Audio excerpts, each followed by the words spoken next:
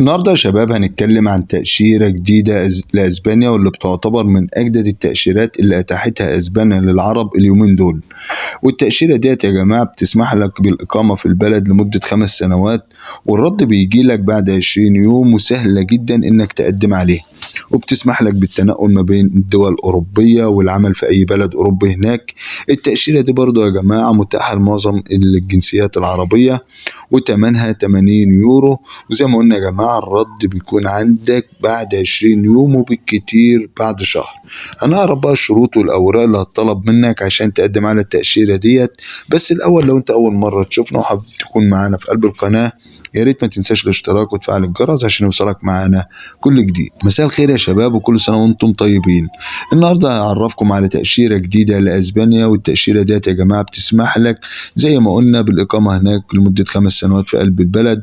بعد كده من حقك إن أنت تاخد الإقامة الدايمة، وبعد كده من حقك برضو إن أنت تطلب الجنسية.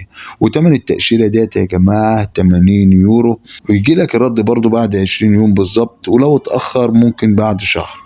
ومدتها بتبدأ سنة، بعد كده بتجددها 3 سنوات في سنتين، يعني لو جمعناهم هنلاقيها مدتها 5 سنوات بالظبط.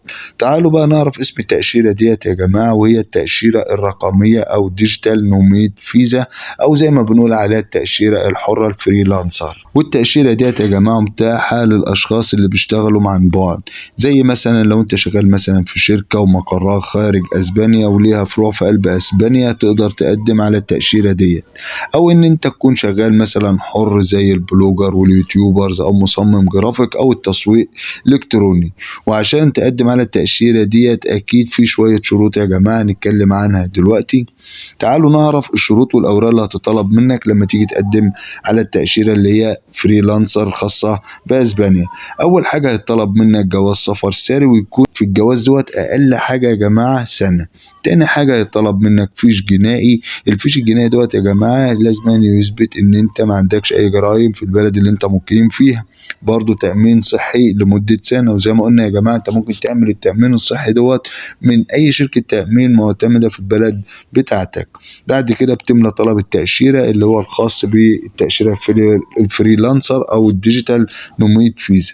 برضو من الأوراق الطلب منك صورة حديثة بنفس مقاسات الصورة اللي في قلب جواز السفر بتاعك. هتعمل بعد كده الرقم اللي هو NI نمبر، والرقم ده يا جماعة انت بتعمله عشان التعاملات المالية، وفي أي بنك طبعا بيتعمل في أسبانيا، ودوت بيتعمل بعد ما بتدخل بلد هناك.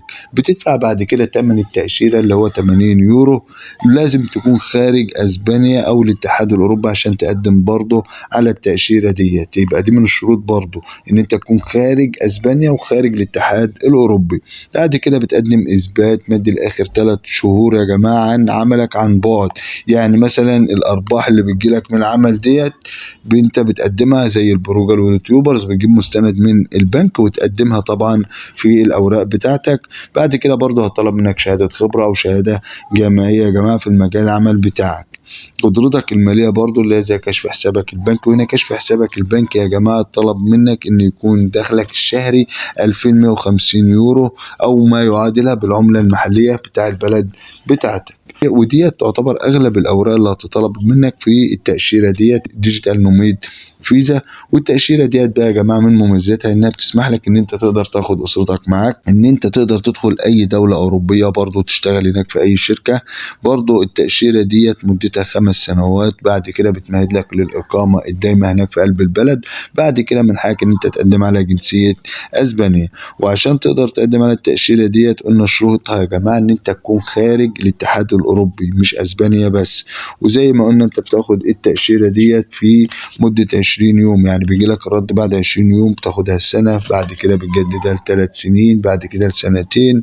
يعني بتمهد لك الامور الاقامة الدايمة، بعد كده للجنسية يا جماعة.